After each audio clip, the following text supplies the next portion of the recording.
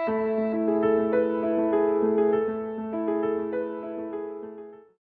menurunkan hikmah. Dengan Al-Quran ini Allah turunkan hikmah kepada seseorang. Sehingga dalam satu ayat dikatakan yu'til hikmah man yasha wa ma yu'tal hikmah faqad utiya khairan katsira. Allah memberikan hikmah kepada seseorang siapa yang Dia kehendaki. Dan tidak semua orang Allah berikan hikmah, hanya orang-orang yang Dia kehendaki, kata Allah. Dan siapa yang Allah berikan hikmah, Allah berikan kebaikan yang banyak. Nah, jadi ikhwafillah wal akhwat, inilah kenapa kita harus menjadikan Al-Quran sesuatu yang harus kita prioritaskan pendidikan pertama untuk anak-anak kita, bahkan di usia dininya mereka. Tidak dengan ilmu yang lain, tapi Quran dulu. Maka kenapa dulu para ulama-ulama kita yang mereka sudah mengukir peradaban sejarah Islam, ternyata mereka bermulanya dari Al-Quran. Imam Syafi'i jadi mufti di usia 15 tahun karena 7 tahunnya sudah hafal Quran. Imam At-Tabari ahli tafsir ternyata di usia 7 tahun juga sudah hafal Quran. Ada Imam Ahmad, Ibnu Qudamah, Imam As-Suyuti, kemudian Ibnu Khaldun, dan sang legendaris Muhammad Al-Fatih, penakluk Konstantinopel. Ternyata di usia dini mereka sudah hafal Al-Quran dan Quran sudah mendarah daging. Makanya kenapa harus di usia dini? Karena ternyata dengan Al-Quran, dengan mukjizat yang ada dalam diri anak-anak kita ini yang membuat mereka nantinya hebat, ya. Dan ulama-ulama kita dahulu sudah mengukir sejarah peradaban itu, ya. Makanya kenapa tempat ini diberi nama Istana Peradaban, ya. Karena kita ingin dengan Al-Quran kita akan mengukir dan mengembalikan sejarah peradaban yang telah diukir oleh para ulama-ulama kita dahulu. Dan itu insya Allah di masa yang akan datang, lewat anak-anak kita yang saat ini kita ajarkan Al-Quran, mereka yang nanti akan mengukir kembali sejarah peradaban.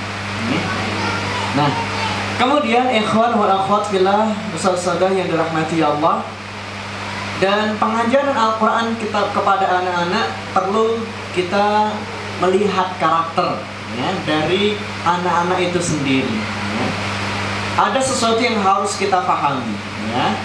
Yang pertama, at-tiflu rajulun kabir fi surati tiflis saghir.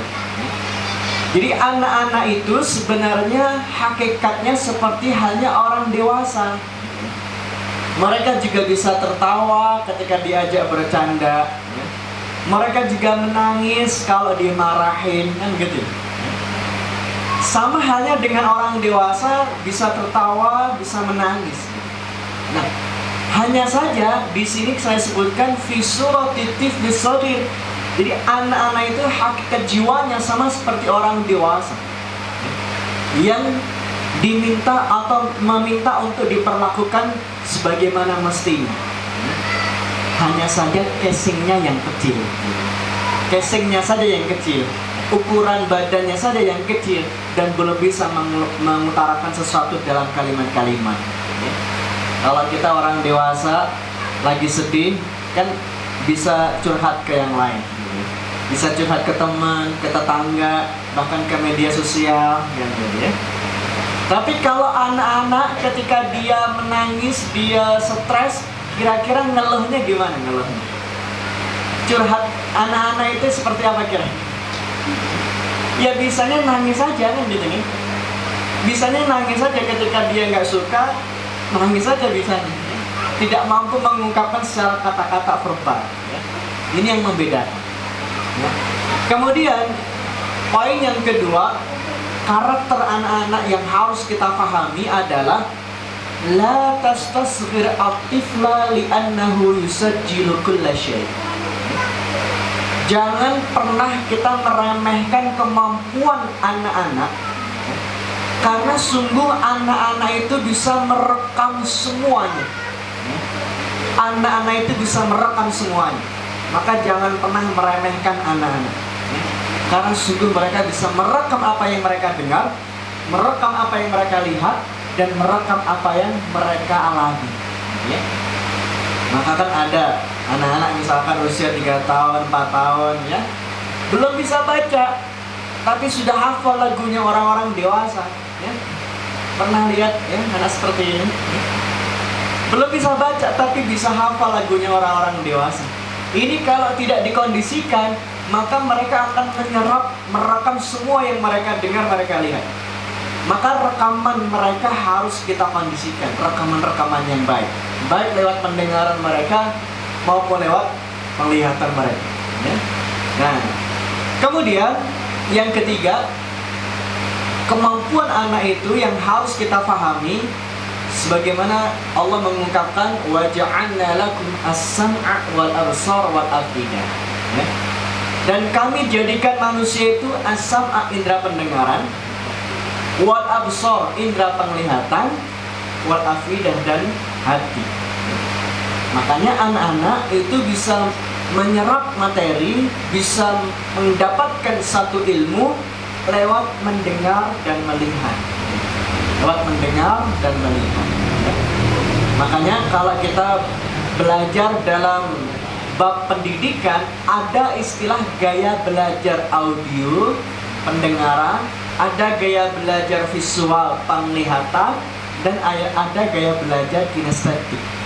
Ada belajar secara gerakan sentuhan. Nah, jadi pendengaran anak itu sangat kuat, sangat tajam. Ini yang harus kita pahami. Maka misalkan ustazah atau ibu-ibu ketika ngajarin anaknya, kok dia kayaknya orang gatek gitu kan? Kok main dewe gitu ya, dolanan dewe, kemudian orang gatek nggak ngikutin bacaan kita. Jangan dikira dia nggak belajar. Dia menangkap materi apa yang kita sampaikan lewat pendengaran. Kan ada misalkan anak-anak kita yang mungkin diajarin, ditalkin hafalannya malah lari-lari, mungkin kemudian malah nulis-nulis di kertas dan sebagainya ya. Itu sebenarnya mereka menangkap secara pendengaran. Mereka menangkap dan mereka sudah menyimpan dalam memorinya. Satu ketika mereka akan mengeluarkan dari lisannya.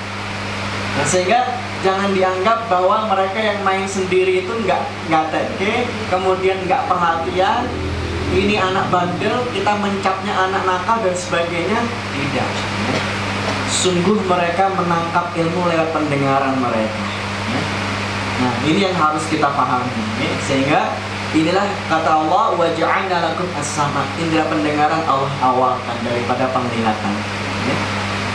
Kemudian yang selanjutnya, ketika kita dalam pengajaran Al-Quran, ya, dalam halaqah-halaqah Al-Quran, ya, ketika misalkan di rumah atau mungkin di sekolah atau mungkin di halaqah-halaqah Quran, ya, biasanya kita melihat halaqah Quran, ya, halaqah Quran itu kan hanya sebatas bermajelis, membuat lingkaran, duduk, kemudian anak menirukan bacaan, setoran, selesai, itu aja. Kebanyakan halaqah Quran itu begitu.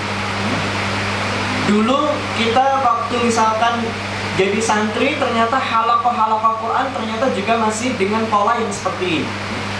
Kita melingkar, kemudian setoran satu-satu, selesai setor ya sudah selesai. Apakah hanya seperti itu? Ternyata tidak.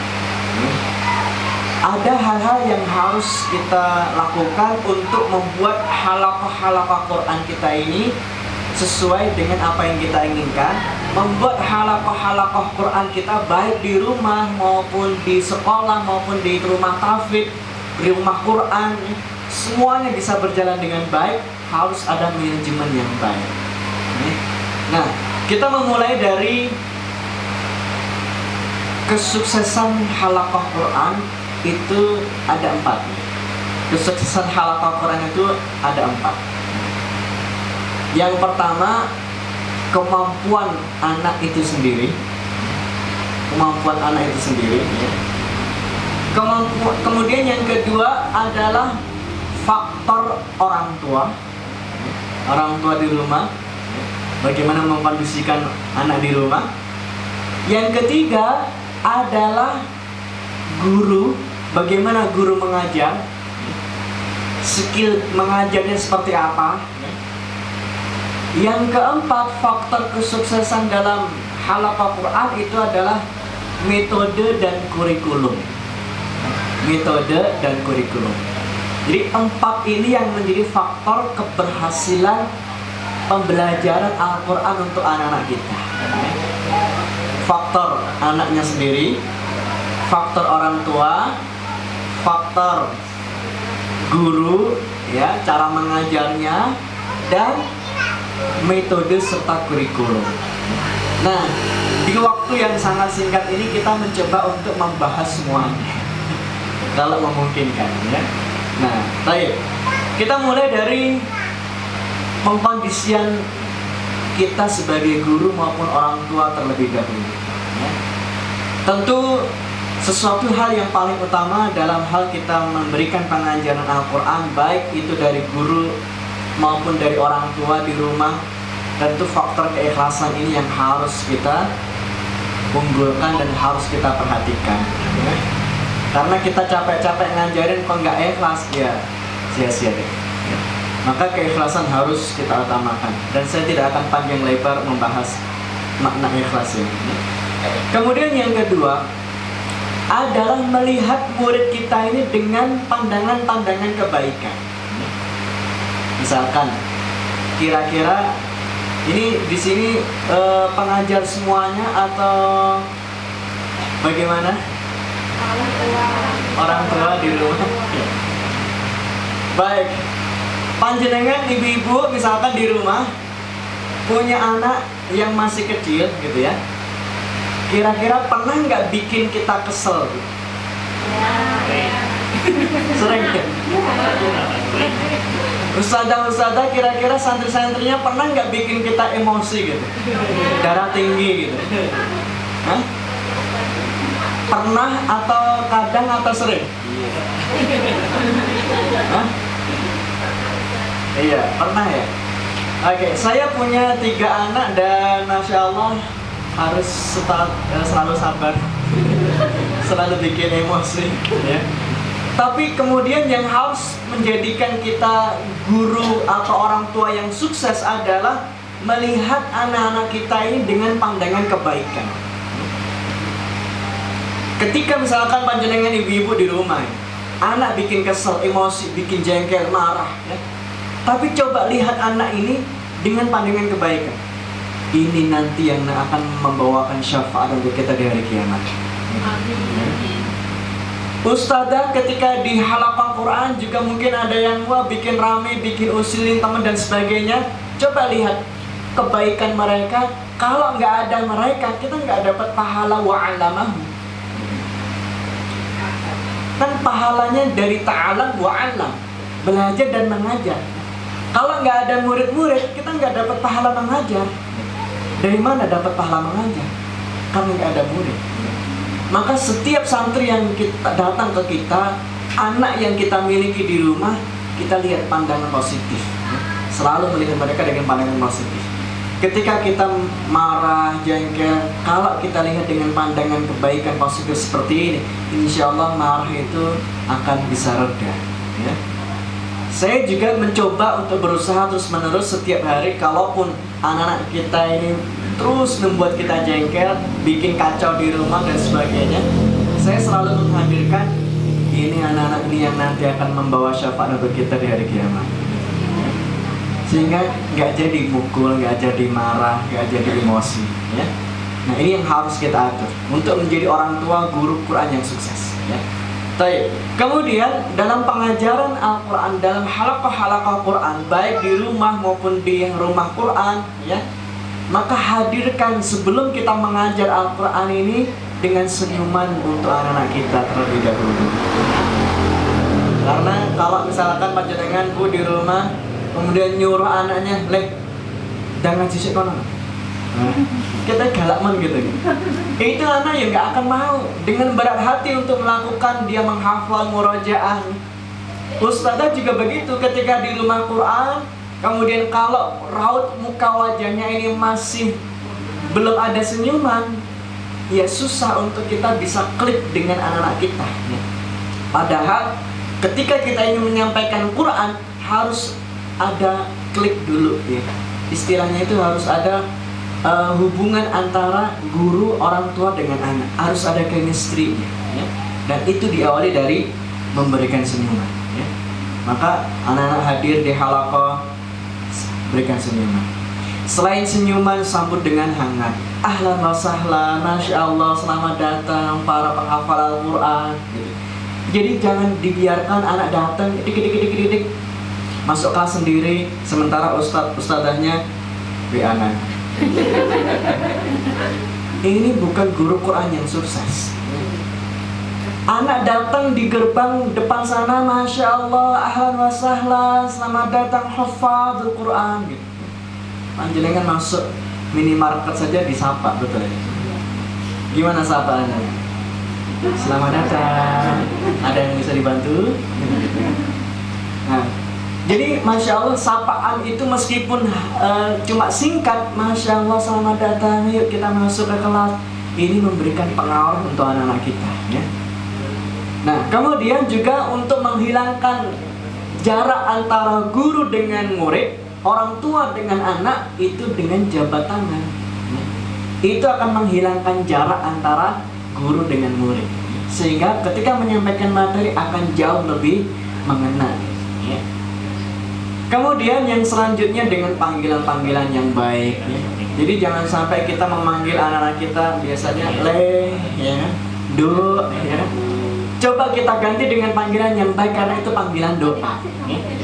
Masya Allah Salehah, coba kesini dulu, ya. Ayo Saleh, gitu, ya. Jadi ini yang kemudian membuat anak kita akan lebih semangat dalam mengaji Al-Quran. Dan berikutnya, awali pembelajaran itu dengan sesuatu yang menyenangkan. Awali dengan pembelajaran yang menyenangkan, yang mudah dulu. Jadi kalau saya ingin bertanya, kira-kira ini langsung ke poin ini, memulai hafalan atau mengajarkan Al-Quran dari yang mudah, ya. Kira-kira untuk mengajarkan Al-Quran bagi anak-anak kita ini lebih mudah mana kira-kira menurut panjenengan? Dari surat An-Nas atau dari surat An-Naba? Memulai dari surat An-Nas atau dari An-Naba? Kalau di juz 30. An-Nas.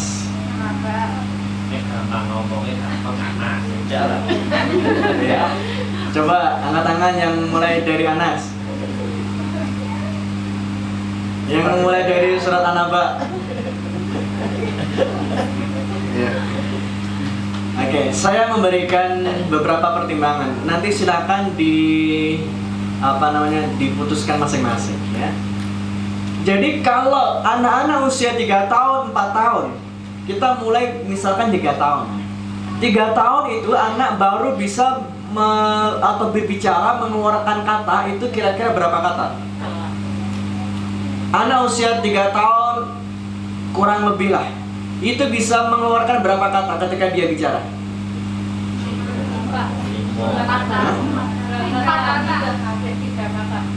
3 kata, oke, 3 kata, ya. Nah, kalau kemudian anak-anak ini baru bisa mengeluarkan 3 kata, kita sampaikan begitu, ya. Dan lebih mudah mana, Anas atau An-Naba? Kita lihat, coba kita hitung, ya. An-Naba, amma yatasaalun, 2 suku kata. Anas, qul a'udzu birabbi An-Nas, 4. Setelah An-Naba ada An-Nazi'at, wan nazi'ati gharqa, 2 suku kata. Setelah Al-Nas, Al-Falaq, qul a'udzu birabbi Al-Falaq, 4 suku kata. Setelah An-Nazi'at ada Abasa, Abasa wa tawalla, 2 suku kata. Setelah Al-Falaq, Al-Ikhlas, qul huwallahu ahad, 3. Setelah Abasa, At-Takwir, idza syamsu kuwirat, 2 suku kata. Setelah Al-Ikhlas, Al-Lahab, tabat yada abi lahabiyu wa tab, 5 suku kata, ya. Jadi kira-kira mudah dari Anas atau dari An-Naba? Dari mana? An-Naba. dari Anaba, lebih mudah. Dan itu pengalaman yang kita lakukan juga begitu. Anak-anak usia 3 tahun, bahkan kurang dari 3 tahun sudah bisa menyampaikan 2 kata, 3 kata sesuai kodrat tabiat yang Allah ciptakan untuk anak usia segini, bisa mengeluarkan 2 kata, 3 kata. Maka yang kita ajarkan juga sesuai apa yang mereka mampu. 2 kata, 3 kata dari Anaba, amma yatasaalun, anin naba'il 'adzim, dan seterusnya, ya. Jadi hafalan yang mudah itu ternyata dari Anaba, ya. Kalau orang dewasa ya memang Anas. Kalau orang dewasa sudah seperti kita ini, mudahnya ya dari Anas, karena sering dengar kan, ya. Dan juga sering dibaca, ya. Baik. Kemudian yang selanjutnya, saya tidak akan menyampaikan secara semuanya karena di sini ada 25 poin. Saya hanya poin-poin yang penting saja. Kemudian yang berikutnya, ikhwan wa akhwat fillah, membuat manajemen halaqah Quran yang sukses adalah juga memberikan semangat motivasi kepada anak lewat hadiah-hadiah yang kita berikan, ya. Jadi berikan hadiah dengan baik materi maupun non materi, ya. Tapi jangan lupa, ketika memberikan hadiah itu ada kaidahnya. Memberi hadiah itu ada kaidahnya. Jadi tidak asal, ya, tak kayak hadiah gitu. Tidak. Kaidahnya adalah sampaikan apa yang Allah dan Rasulnya janjikan terlebih dahulu. Sampaikan apa yang Allah dan Rasulnya janjikan terlebih dahulu. Baru setelah itu kita kasih hadiah. Mau kasih hadiah jajan, uang dan sebagainya, silakan, ya. Jadi poin pertama yang harus dilakukan ini adalah sampaikan apa yang Allah dan Rasulnya janjikan terlebih dahulu, ya. Apa yang Allah dan Rasulnya janjikan? Banyak. Allah kasih syafaat dengan Al-Quran, ya. Allah kasih mahkota kemuliaan, Allah kasih kebaikan di setiap hurufnya, ya. Allah kasih derajat yang tinggi di surga nanti, ya. Allah kasih keberkahan, kebahagiaan hidup, kelapangan, kemudahan rizki, dan sebagainya, ya. Jadi ini yang kita sampaikan dulu. Jadi tidak langsung nyaleh tak kayak jajan wis hafal surat An-Naba'nya. Tidak begitu. Kalau kita begitu dan tidak menyampaikan di poin pertama ini tadi, anak-anak kita akan menjadi anak-anak yang materialis, ya. Anak-anak yang suka menuntut kepada guru atau orang tua, ya. Ustazah, saya kan sudah hafal nih An-Naba, mana hadiahnya? Bu, nanti hadiahnya aku hafal sak juz iki lho, gitu kan. Jadi anak-anak akan menuntut banyak dari materi dan mereka akan menjadi orang yang materialis, ya. Kalau kita tidak menyampaikan poin yang pertama tadi, ya. Nah, kemudian yang selanjutnya Bapak Ibu dan saudara yang dirahmati Allah, dalam kita mengajar Al-Quran, maka menjadi guru Quran yang sukses itu adalah tidak meremehkan usaha murid-murid kita dalam menghafal maupun dalam belajar, ya. Maka jangan sampai ada ustadz, ustadzah, guru, orang tua, bapak ibu mengatakan begini, alah leleh, An-Naba iki layate pendek-pendek mosok ora iso-iso piye. Al-Kausar lho, 3 ayat dirapal-rapal wis sesasi lho iki. Kayak lho, wis hafal akeh gitu ya. Jadi tidak boleh kita mengatakan kalimat seperti ini. Jangan sampai keluar ini kata-kata ini, ya. Karena ini seakan-akan kita meremehkan usaha anak kita, padahal mereka sudah mengerahkan semua usaha dan tenaga mereka. Ya, usaha mereka yang mentoknya segitu gitu. Maka apa yang sudah mereka keluarkan itu yang harus kita berikan pujian meskipun baru 1 ayat. Nah, ada anak misalkan baru hafal 1 ayat surat An-Naba, sementara yang lain sudah 15 ayat, ya. Jadi jangan sampai kita keluar kata-kata alah lele piye ta iki mosok lagi sak ayat liyane lebih sakeh. Ya Allah gitu ya. Piye kowe iki ngopo ta sakjane iki. Jadi tidak boleh seperti itu. Meskipun 1 ayat yang dihafal, Masya Allah, Alhamdulillah Mas Ahmad, 1 ayat Masya Allah sudah dihafal, luar biasa. Satu ayat ini Mas Ahmad coba kita hitung berapa huruf itu. Amma, ya, ta, sa, banyak, Masya Allah. Lipat gandakan 10 setiap hurufnya. Luar biasa. Ini seharusnya begitu ya. Kita berikan bujuk meskipun baru satu ayat, padahal yang lain sudah banyak gitu ya. Nah ini yang harus kita lakukan. Kemudian yang selanjutnya, sebagai guru Quran yang sukses dan orang tua yang sukses dalam mendidik anaknya dengan Al-Quran adalah membuat suasana kompetisi di dalam halaqah-halaqah. Ini bisa dilakukan tidak hanya untuk halaqah anak-anak, halaqah orang dewasa pun juga begitu. Ada suasana kompetisi. Misalkan contoh ringan saja, kalau kompetisi di halaqah untuk anak-anak, misalkan contoh kecil misalkan ada 10 anak misalkan di halaqah Quran. Nah, ketika kita sudah mentalkinkan misalkan wan nazi'ati gharqa, anak-anak menirukan terus kemudian kita buat grup-grup, misalkan 2 grup. Oke, coba sekarang yang ikhwan, yang laki-laki diulangi wan nazi'ati gharqa 1, 2, 3. Masya Allah, luar biasa. Coba yang putri, yang akhwat jangan mau kalah dengan yang putra. Ini contoh kecil bagaimana membuat suasana halaqah itu ada suasana kompetisi. Jadi tidak hanya misalkan kita baca wan nazi'ati gharqa, anak menirukan, terus kemudian kita cek satu-satu wan nazi'ati gharqa, wan nazi'ati gharqa. Sudah selesai semuanya, oke lanjut ke ayat kedua. Itu nggak ada suasana kompetisi, nggak ada ruh di situ, nggak ada semangat anak-anaknya kalau pembelajarannya seperti itu terus ya. Baik. Kemudian yang berikutnya adalah menjadi guru Quran yang sukses, orang tua yang sukses dalam mengajarkan Al-Quran adalah selalu menyampaikan keutamaan-keutamaan tentang Al-Quran. Selalu menyampaikan keutamaan tentang Al-Quran. Maka bagaimana mungkin anak kita bisa mencintai Quran ketika mereka tidak tahu apa yang mereka dapat dari menghafal Al-Quran? Bagaimana mereka bisa cinta Quran sementara mereka nggak tahu keutamaan Quran itu sendiri? Maka sebagai guru, sebagai orang tua harus selalu menyampaikan setiap hari keutamaan-keutamaan Al-Quran itu. Dan keutamaan Al-Quran itu sangat banyak, sangat banyak. Nah ini nanti silahkan dicari. Nah kemudian yang selanjutnya, supaya anak-anak kita ini juga semangat dalam belajar Quran, dalam menghafal Al-Quran ya, maka sampaikan juga keutamaan surat yang sedang mereka hafal. Misalkan kan ada banyak nih surat-surat yang memiliki keutamaan-keutamaan ya. An-Nas punya keutamaan, Al-Falaq punya keutamaan sebagai surat pelindung, Al-Ikhlas punya keutamaan, dia mengundang cintanya Allah ya. Al-Mulk memberikan syafaat secara khusus ya.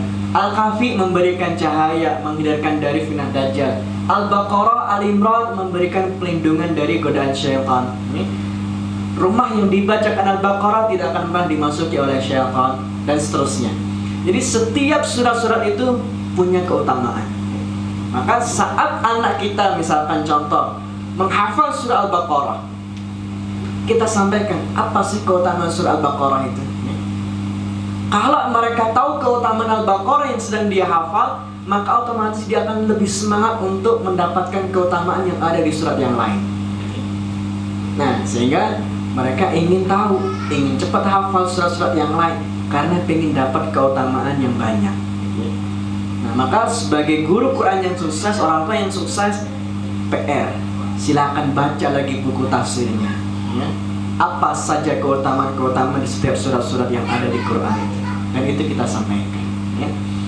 Kemudian yang berikutnya juga supaya anak-anak kita ini cinta Quran, semangat menghafal, membaca, mempelajari, adalah sampaikan tentang kisah-kisah atau asbabun nuzul yang ada di dalam ayat yang sedang mereka hafal ya. Misalkan contoh ya, ketika anak kita menghafal surat An-Naba ya. Di surat An-Naba itu ada kisah-kisah tentang hari kiamat ya. Kemudian masuk surat An-Nazi'at, di surat An-Nazi'at itu ada kisahnya Nabi Musa dan Fir'aun. Kemudian masuk Abasa, di situ ada kisahnya Abdullah bin Maktum ya. Kemudian masuk surah At-Takwir, di situ ada tentang peristiwa hari kiamat ya. Nah, itu sampaikan, ya. Karena semakin tahu apa yang sedang mereka hafalkan, maka mereka akan lebih semangat untuk mendapatkan kisah-kisah yang lain yang ada di surat-surat yang lain yang mereka belum hafal, ya. Jadi sampaikan. Jadi jangan sampai kisah yang kita sampaikan itu selalu adalah Raja Abraha bersama pasukan gajah. Kan begitu biasanya para pendongeng, kemudian mungkin Ustadz Sada kalau ngajar ceritanya itu aja gitu kan. Nah, maka ini yang harus kita lakukan, sampaikan kisah-kisah yang ada di ayat yang sedang mereka hafalkan, dan itu akan membuat mereka lebih termotivasi untuk semangat belajar dan menghafal, ya. Baik. Kemudian yang selanjutnya, berikan pujian dan motivasi, ya. Meskipun baru satu ayat yang dihafal tadi yang saya sampaikan, ya. Nah, kemudian yang selanjutnya adalah penerapan metode belajar yang cocok bagi anak-anak kita, ya. Kita langsung ke materi kedua, adalah tentang metode dan kurikulum, ya. Ini tadi masih mukadimah. Bagaimana menjadi guru Quran yang sukses, orang tua yang sukses dalam mengajarkan Al-Quran, ya. Baik, kita sekarang masuk ke coba pembelajaran metode yang seperti apa yang bisa atau mudah untuk anak-anak pelajari dalam proses menghafal, ya. Yang perlu kita ketahui, ada konsep dasar dalam belajar Al-Quran itu, ya. Dalam surah Al-A'la ayat yang ke-6 disebutkan, Sanukri'uka fala tansa. Dan kami bacakan Al-Quran ini kepadamu wahai Muhammad dan engkau tidak lupa. Jadi di situ ada kalimat kami bacakan. Jadi anak nggak baca sendiri, tidak menghafal sendiri, tapi ada yang membacakan. Dan juga dalam surah Al-Qiyamah ayat yang ke-18 disebutkan, فَإِذَا قَرَأْنَاهُ فَاتَّبِعْ قُرْآنَهُ. Dan apabila kami selesai membacakan Quran, maka ikutilah bacaannya. Bahkan Rasulullah ketika itu sudah di usia 40 tahun ketika wahyu pertama turun. Itu pun Rasulullah masih dibacakan. Malaikat Jibril membacakan, Rasulullah mendengar dan mengikuti. Rasulullah menyampaikan Quran kepada sahabat pun juga membacakan. Jadi ini yang harus kita terapkan. Metode cara kita menyampaikan Quran adalah dengan kesimpulan bahasa mudahnya, guru baca, murid mengikuti. Orang tua baca, anak mengikuti, ya. Nah, ini yang kemudian menjadi konsep dasar dalam pengajaran Al-Quran, ya. Nah, maka misalkan satu contoh, ya. Saya akan berikan satu contoh, satu metode dalam pengajaran Al-Quran, dan ini bisa diterapkan dari usia bayi sampai usia dewasa, dari balita bawah 5 tahun sampai balita bawah 50 tahun, ya. Dan juga bisa ternyata dihafal oleh ibu-ibu yang jelita jelang 50 tahun, dan juga bisa dihafalkan oleh ibu-ibu yang masuk dalam komunitas Mahmud Abbas, mamah mudah anak beranak satu.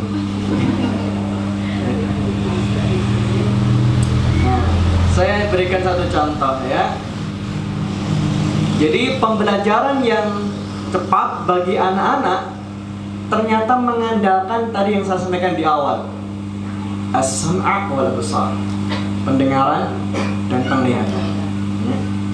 Dan audiovisual, media audiovisual yang bisa menampilkan suara dan gambar, itu yang cepat dalam menangkap materi, anak-anak bisa belajar dari situ, ya. Oke, coba saya akan mencontohkan satu metode yang bisa kita lakukan untuk pengajaran Al-Quran kepada anak-anak kita, ya.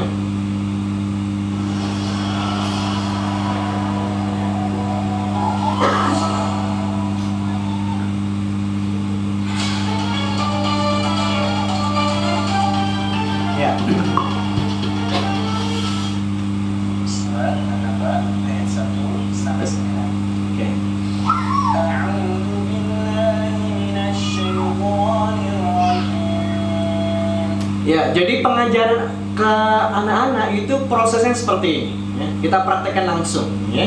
Kita praktekkan langsung. Saya baca yang ada di video ini, dan silakan mengikuti setelah bacaan saya. Kita mulai dari basmalah. Ya, sebentar. Kita tunggu sebentar. Ya.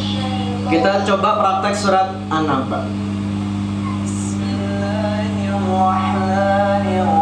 Sama-sama silakan. Bismillahirrahmanirrahim. Amma yatasaalun. Sama. Amma yatasaalun. Amma yatasaalun.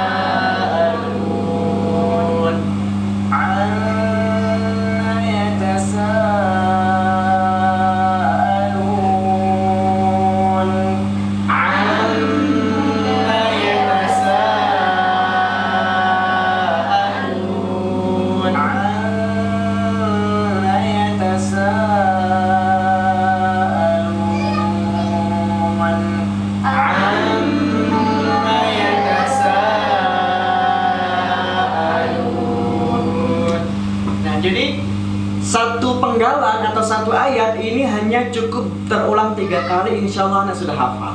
Ya. Nah setelah itu baru masuk ke ayat kedua. Sama-sama silakan.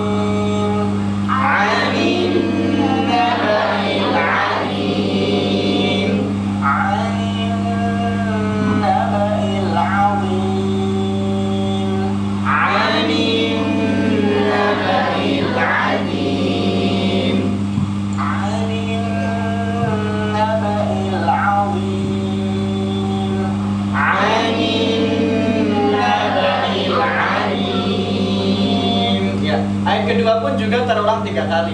Sebelum masuk ayat ketiga, kita gabung ayat 1.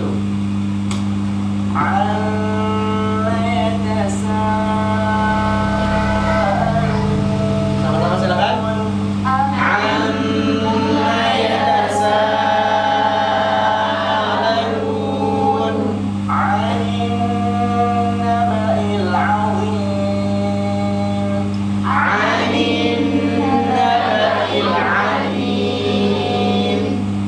Baru masuk ayat ketiga. Jadi ayat 1 terulang 3 kali. Ayat 2 terulang 3 kali. Digabung ayat 1 2. Baru masuk ayat ketiga. Ya, coba kita masuk ke ayat ketiga. Alladzi hum fihi. Alladzi hum fihi. Alladzi hum fihi. Alladzi hum fihi.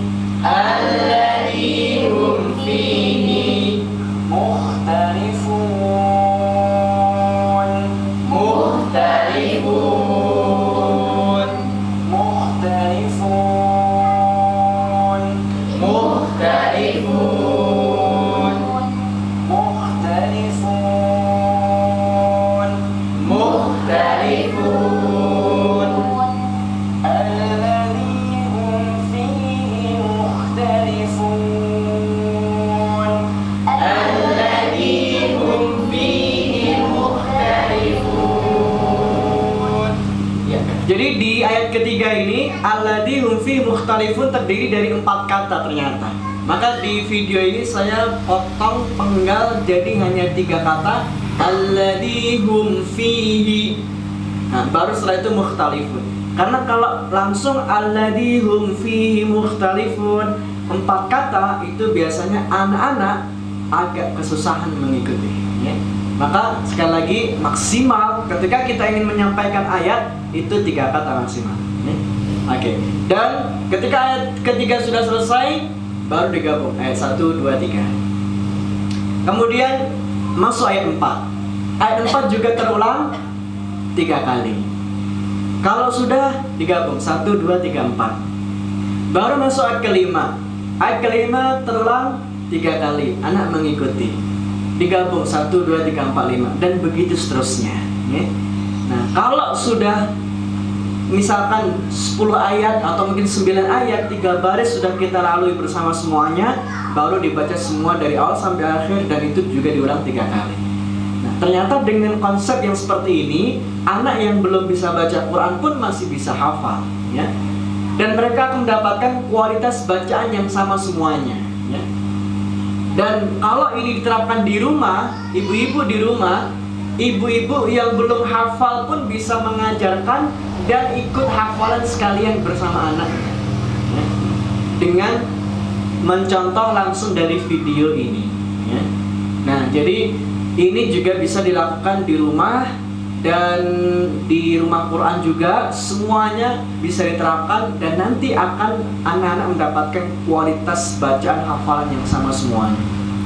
Karena bisa jadi kalau mentalkinkan, membacakannya secara manual, ya, langsung dari mulut guru, bisa jadi satu lembaga itu gurunya beda-beda kualitasnya, sehingga pasti anak akan mendapatkan kualitas yang juga tentu berbeda, ya. Nah, atau mungkin bisa jadi orang tua belum hafal, maka ternyata dengan bantuan video ini, metode Zahrawain ini, orang tua juga ikut hafal sekalian ketika mendampingi anaknya, ya.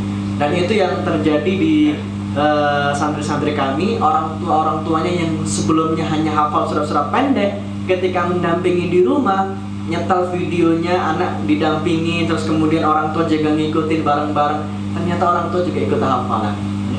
Nah, ini yang kemudian menjadi satu keunggulan metode Zahrawain ini, karena mengoptimalkan indera pendengaran dan penglihatan. Jadi sekali lagi tadi yang saya sampaikan di awal, kemampuan anak itu sangat hebat, lebih-lebih di pendengaran dan penglihatan. Oke, baik. Dan ini juga sudah kami kemas atau kita kemas dalam satu bentuk flash disk, ya. Jadi video seperti ini, ya. Ini sudah kita buat satu flash disk, ya, juz 30, juz 29, juz 1, ya. Juz selanjutnya masih dalam proses rekaman, ya. Jadi ini bisa digunakan di rumah dengan orang tua langsung, dengan ustadzah di rumah Quran, semuanya bisa menggunakan dengan bantuan media audiovisual, ya. Jadi minimal pakai TV atau pakai laptop seperti ini, atau mungkin pakai HP, ya. Bisa semuanya, ya. Nah, baik. Dan alhamdulillah metode ini juga sudah diterapkan di 25 lembaga pendidikan yang lain, ya, baik dari usia PAUD, TK, SD, SMP, ya. Nah, baik. Ini satu contoh, ya, metode yang bisa kita ajarkan untuk menyampaikan talqin hafalan Al-Quran. Jadi teknisnya tadi adalah satu ayat terulang 3 kali, masuk ayat berikutnya, terus digabung 1, 2, kemudian masuk ayat ketiga, terulang juga 3 kali, digabung 1, 2, 3, dan begitu seterusnya, ya. Jadi sekali lagi, anak tidak membaca sendiri, tidak menghafal sendiri, tapi ada yang membacakan, ya. Karena ayatnya fa'idza qara'nahu fattabi' qur'ana, dan kami bacakan Al-Quran kepada Muhammad, dan ikutilah bacaannya. Dan dalam surah Al-A'la tadi juga begitu, sanuqri'uka fala tansa, ya. Baik. Nah, kemudian yang selanjutnya, Ustaz-ustazah, Bapak Ibu hadirin yang dirahmati Allah, ya. Ketika anak-anak kita belajar seperti ini, ya kan, terkadang anak itu kan bosan, ya. Terkadang anak itu kan bosan, jenuh, ya. Lalu bagaimana cara kita untuk mengembalikan semangat mereka dalam menghafal, dalam murojaah hafalan, ya. Nah, ada cara-caranya, ada teknisnya, ya, untuk mengembalikan semangat mereka ketika anak kita sudah jenuh, sudah bosan, ya. Baik, dan bisa kita praktekkan juga sekaligus, ya. Jadi dalam proses pengajaran, untuk membuat halakoh kita ini terminis dengan baik, sehingga tidak membiarkan ketika anak bosan, ya sudah selesai. Ternyata tidak demikian, sehingga harus ada cara-cara untuk kita mengembalikan semangat mereka dalam menghafal, ya. Baik, saya akan berikan beberapa contoh, ya, beberapa contoh, ya, dengan ada di sini saya sudah menuliskan satu buku, ya. Bukunya berjudul 99 Game Quran, Cara Kreatif Membuat Anak Betah Mengaji Al-Quran. Di sini saya tuangkan ada 99 game, ya. Permainan yang sangat banyak, sangat kreatif, inovatif, dan ini bisa kita terapkan untuk anak-anak kita supaya mereka nggak bosan dalam belajar, ya. Dan alhamdulillah Ustaz Syihabuddin pun juga memberikan komentar dengan buku saya ini, ya, luar biasa dan sangat bermanfaat, layak untuk dijadikan pedoman bagi guru tahfidz, bahkan guru TK, SD sampai SMA. Metodologinya unik, menyenangkan, menjadikan anak belajar Al-Quran tidak mengalami kebosanan walaupun waktunya lama, ya. Nah, kemudian yang selanjutnya sebelum kita masuk, coba. Jadi dalam diri manusia ini, Bapak Ibu hadirin, ya. Jadi dalam diri manusia ini kita ada otak kanan dan otak kiri namanya. Nah, menghafal, belajar, membaca, itu menghitung, itu adalah cara kerja otak kiri sebenarnya. Nah, tapi bagaimana dalam mengajarkan Quran ini supaya anak bisa lebih semangat, kemudian juga tidak cepat bosan dan jenuh ketika dalam proses belajarnya. Harus diseimbangkan ternyata dengan otak kanan. Harus seimbang dalam proses pembelajaran antara otak kiri dengan otak kanan. Karena sifat otak kanan itu adalah yang visual, imajinasi, kreasi, bentuk, irama, warna, itu semuanya cara kerja otak kanan. Makanya kalau anak kita belajar, itu jangan hanya dikasih bolpen satu warna hitam, ya. Kasih 4 warna, ya, supaya ada warna, dan itu cara menyeimbangkan otak kiri dan otak kanan, ya. Nah, coba kita ingin ngecek ini, ya. Kira-kira kita lebih banyak mengasah otak kiri atau seimbang nih otak kanannya? Nah, coba hadirin silakan dibaca tulisan ini, silakan. Apa bacanya? Merah. Bersama-sama semuanya ya. 1, 2, 3. Merah, kuning, coklat, biru, hijau, putih, hitam, merah, biru, coklat, kuning, ungu, hijau, merah, hitam. Ya, tidak ada yang ketinggalan. Ya. Baik, sekarang baca warnanya. Tulisannya merah, tapi warnanya biru. Baca biru. Jadi jangan baca tulisan merah, baca warnanya biru, nah, gitu. Oke, bersama-sama semuanya.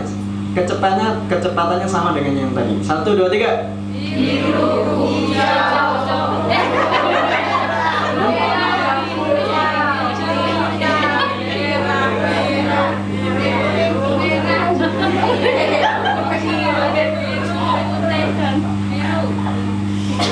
Gimana?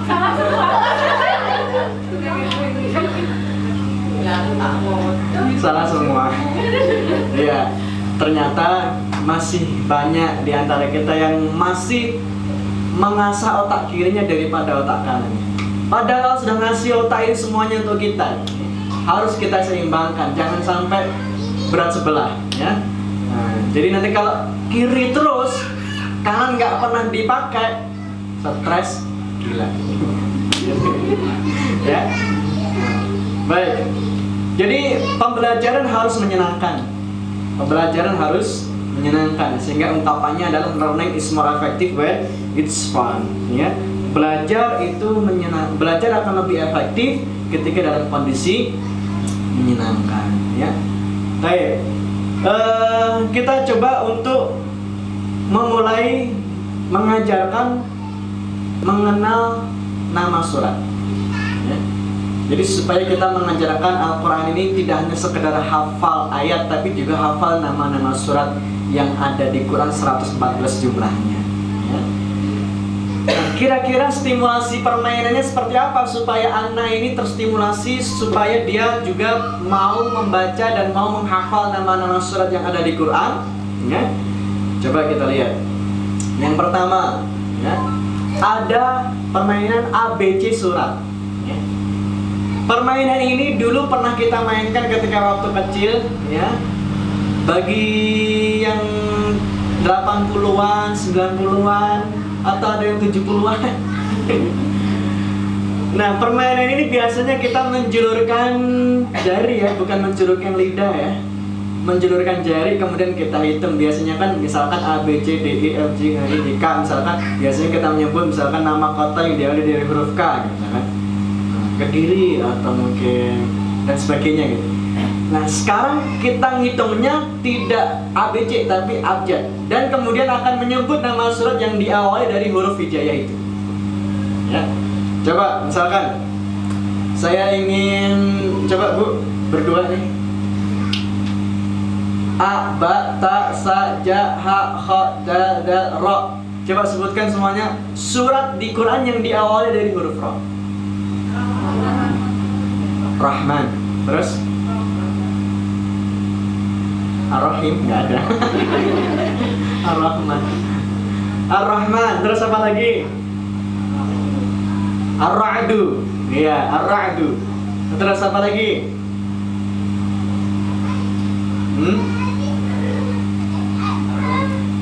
Ar-Rum. Rum. Ya. Nah, apa lagi? Hah? Apa?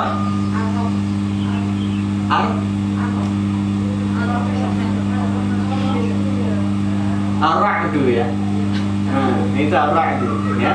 Nah, itu saja. Jadi kalau misalkan anak ini nggak bisa menyebutkan, berarti akan mendapatkan sesuatu dari guru atau dari orang tua misalkan, ya. Ini contoh-contoh permainan ringan, ya. Yang kedua, bisa kita stimulasi supaya anak ini tidak jenuh dalam belajar Al-Quran. Ketika ingin menghafal nama-nama surat yang ada di Quran, bisa dengan permainan cari surat. Cari surat. Permainannya seperti ini. Kita menyiapkan satu lembar yang sudah kita tulisi abjad A, B, C, D dan seterusnya secara acak, ya. Dan silakan kemudian anak-anak akan mencari nama-nama surat yang ada di kotak-kotak ini. Ada yang mendatar, ada yang menurun, ada yang menyamping, turun samping, ada yang ke samping atas. Coba kira-kira ada nggak surat yang ada di sini? Apa kira-kira? Yang mana?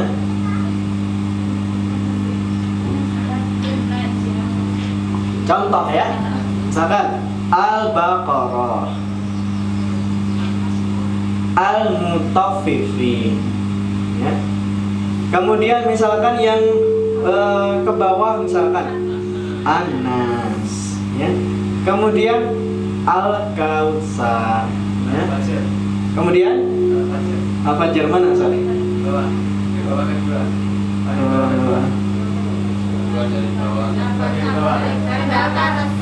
Iya, pokoknya gitu. Ini contoh stimulasi, ya.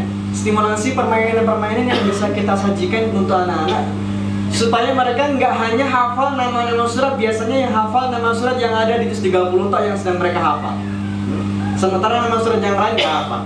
Nah, ini untuk memberikan stimulasi, merangsang mereka supaya mau baca Quran. Oh, ternyata di Quran itu ada nama surat-surat yang lain. Dengan cara seperti ini, ya. Nah, kemudian misalkan berikutnya, ini tadi kalau permainan menghafal nama surat. Sekarang menghafal ayat baru. Ada game-game permainan untuk menghafal ayat baru. Ketika anak sudah bosan, sudah jenuh untuk menghafal, ya. Kira-kira permainan apa yang bisa kita sajikan untuk anak-anak supaya anak-anak masih semangat menghafal, ya? Baik, coba kita contohkan. Di sini ada mencari jejak kuda, ya, mencari jejak kuda. Permainan yang ini bisa kita siapkan adalah potongan-potongan kertas, ya, yang sudah terisi ayat-ayat Al-Quran, ya. Nah, di sini ini saya contohkan adalah surat Al-Takwir. Di sini saya contohkan surat At-Takwir, ya. Tidak tolong Mas. Oke. Ya. Nah, jadi permainannya kalau anak kita ini sudah nggak semangat menghafal, sudah bosan, jenuh menghafal ya. Di sini ada namanya permainan mencari jejak kuda. Jadi bukan mencari jejak kuda beneran, tapi di sini adalah sebenarnya untuk mencari hadiah yang sudah kita siapkan. Jadi hadiahnya itu kita tempel di ujung tali yang terakhir sini. Jadi di sini kita siapkan hadiah. Hadiah apa saja boleh silakan ya. Nah, berarti untuk mencari hadiah tentu harus melewati tantangan berupa potongan-potongan kertas ini yang harus mereka hafalkan terlebih dahulu. Betul ya? Misalkan di sini at-takwir, ya.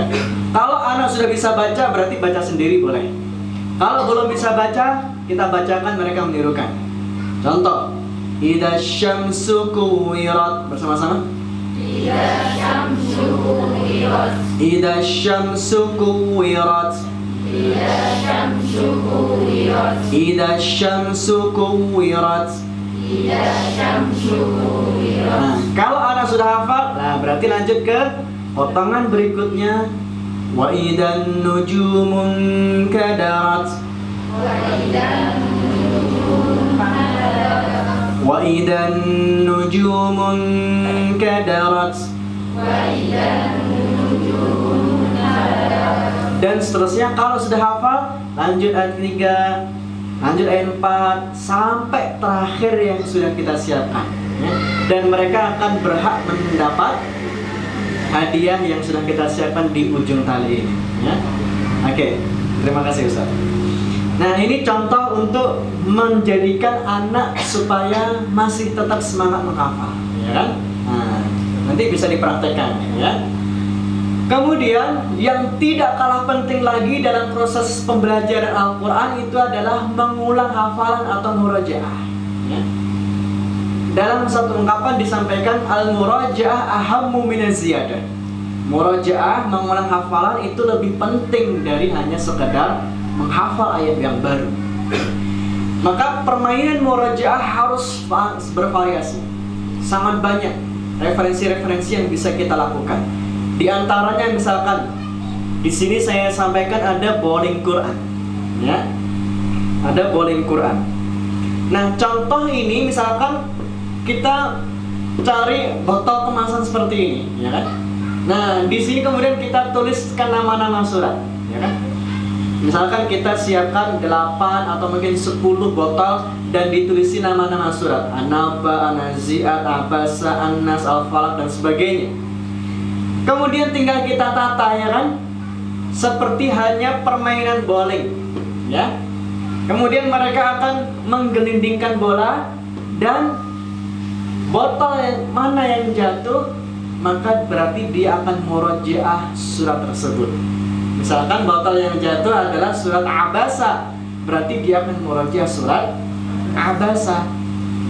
Cukup guru membaca, dia melanjutkan saja sudah cukup ya, supaya waktunya tidak tersita banyak ya. Kita baca satu ayat, mereka melanjutkan mungkin beberapa ayat ya. Nah, itu bowling Quran ya. Mudah, simple, dan alatnya pun juga bisa kita dapatkan lewat botol-botol kemasan ya. Baik. Kemudian juga berikutnya ada telepon ayat ya kan. Selain mengajarkan untuk komunikasi, ilmu komunikasi, dulu kita juga seringkali permainan telepon ini biasanya kan hanya halo halo halo gitu saja ya. Tapi ini kita gunakan untuk murojaah. Berarti kan gantian, sambung ayat bergantian. Amma yatasaalun, yang seberang mendengar. Terus gantian. Anin naba'il azim, terus bergantian dan seterusnya begitu. Nah, ini bisa kita lakukan juga. Selain murajaah, ternyata juga bisa mengenalkan ilmu tentang komunikasi dunia perteleponan di zaman dahulu. Ya. Nah, kemudian yang selanjutnya juga, misalkan di sini kita sebut ada panah surat, ya, ada panah surat.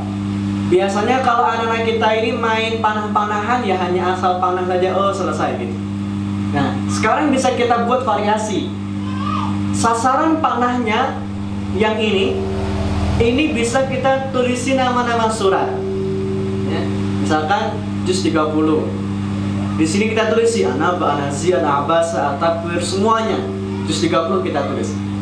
Nah, ketika anak-anak bermain panah-panahan ini, kemudian ketika anak panahnya mengenai misalkan surat At-Takwir misalkan, berarti anak akan merojah surat At-Takwir. Kita baca satu ayat misalkan walaili idza as'as, lanjutkan, ganti anak yang lain memana kena surat misalkan Al-Falaq dan seterusnya ya. Nah ini panah surat. Nah, contoh sangat mudah dan ini sangat menyenangkan bagi anak untuk mengulang memurojaah hafalan ya. Baik, kemudian berikutnya di sini ada misalkan tangga Al-Quran. Di sini ada saya siapkan misalkan satu permainan tangga Al-Quran. Ya. Nah, tangga Al-Quran ini, ya, tangga Al-Quran ini bisa kita lakukan dengan cara kita langsung praktek saja. Langsung praktek saja, ya. Siapa yang mau maju ke depan? Dua orang, siapa yang mau maju ke depan? Dari Ustadz atau Ustadzah juga boleh. Yang bisa, yang menang nanti saya kasih hadiah. Ya. Yang menang di permainan ini, tangga Al-Quran ini, saya kasih hadiah buku. Ya. Buku ini, buku game Quran ini. Ya. Saya kasih hadiah. Yang sudah hafal juz 30, silakan maju ke depan, dua orang. Ya. Maju aja. Ustadzah silakan Ustadzah. Ya. Ustadzah ya. Ya.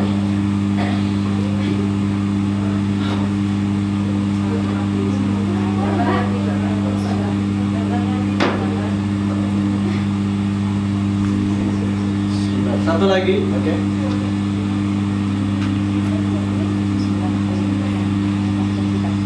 Ya, berdiri. Karena ya nggak apa-apa deh.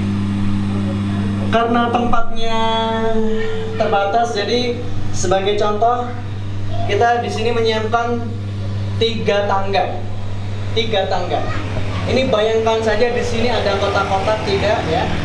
Ada kotak-kotak 3 di situ ya.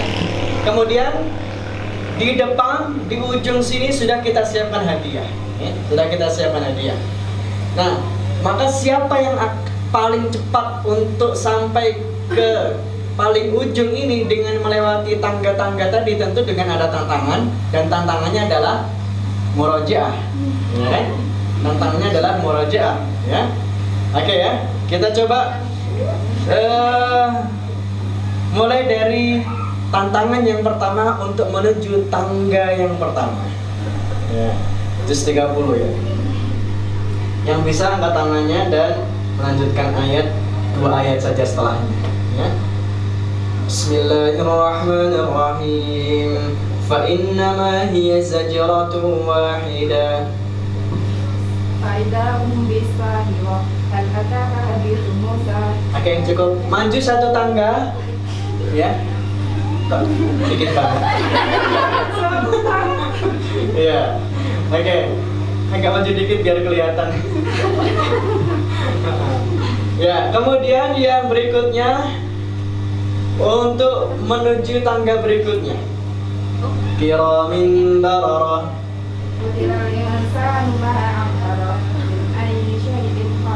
Oke, maju ke tangga yang kedua. Kayaknya dadak ke temen yang belakang dulu. Kemudian berikutnya ya. Innal abrara lafi na'im. Belakang. Innal abrara lafi na'im. Saya beri. Hah? Innal abrara lafi na'im.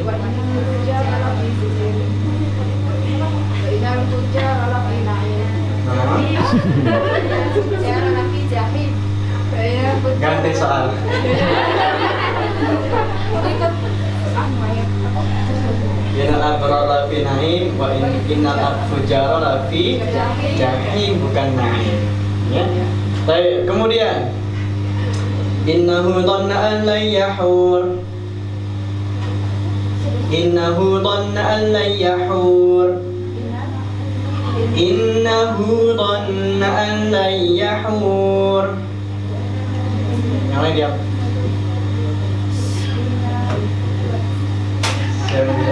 Innahu dhanna an lan yahur.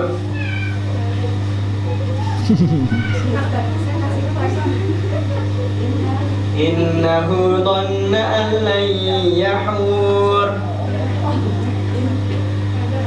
Surah Al-Insyiqaq.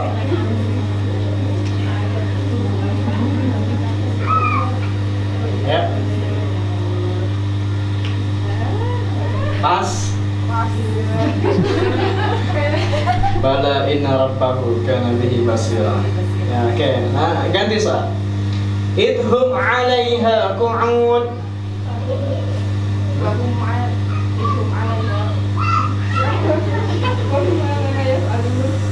Terus masih ada, masih kurang.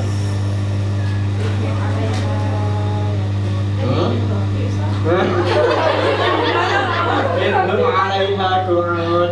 Terus kok langsung ke anabra?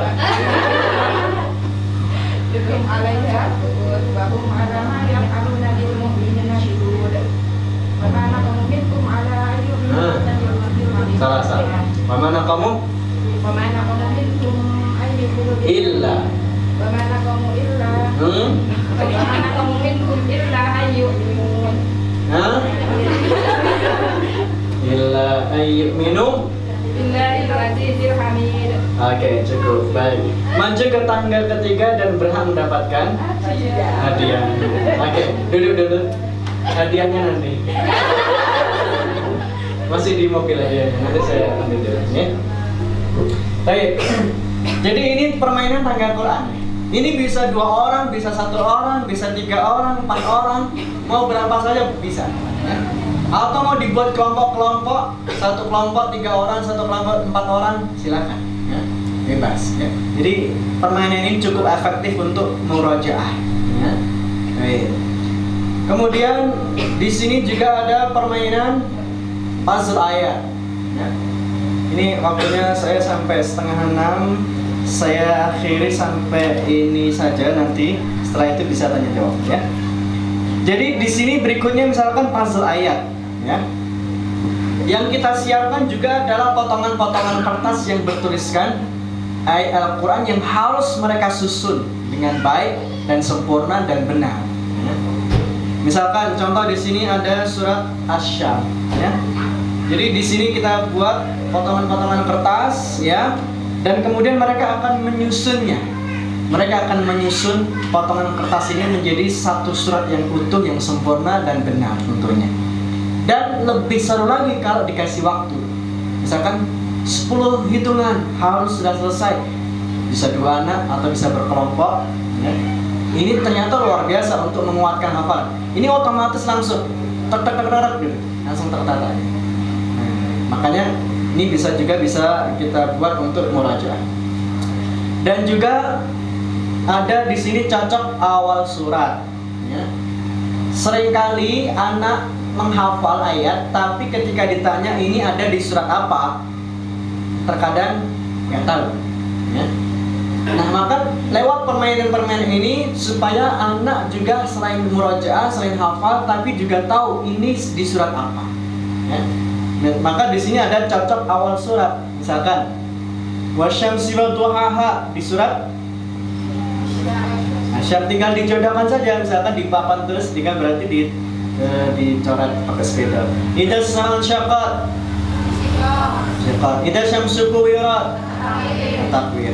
Ini kalau di awal surat biasanya mudah. Kalau di akhir surat biasanya agak mikir sedikit.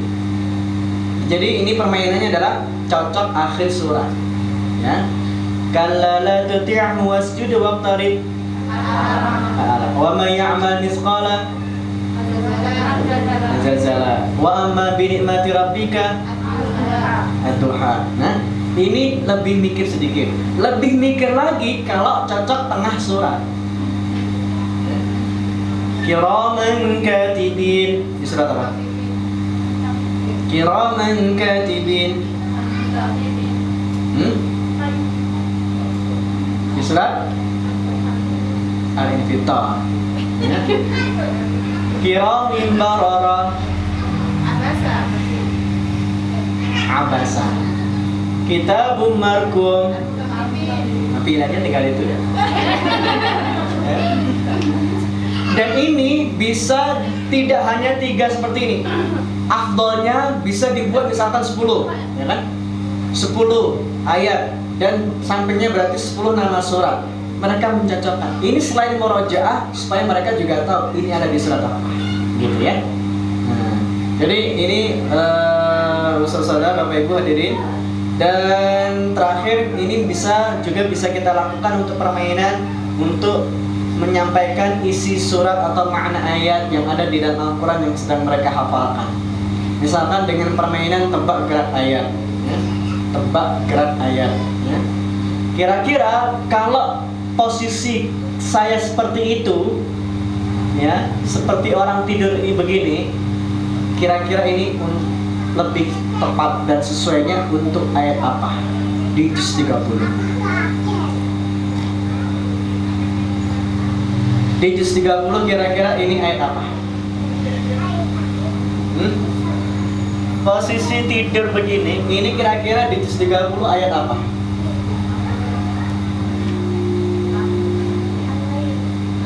Ayatnya bagaimana?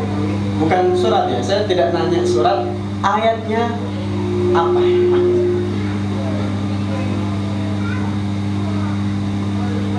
Apa? Kurang tepat? Kira-kira ini untuk ayat apa ini? Dengan posisi tidur seperti ini. Finaim tapi suratnya apa lupa ya? Finaim. Bukan. Apa kira-kira? Yang benar boleh pulang duluan.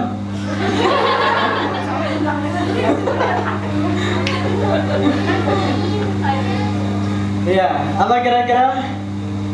Di juz 30 kayaknya kurang spesifik. Di surat An-Naba. Ini surat An-Naba.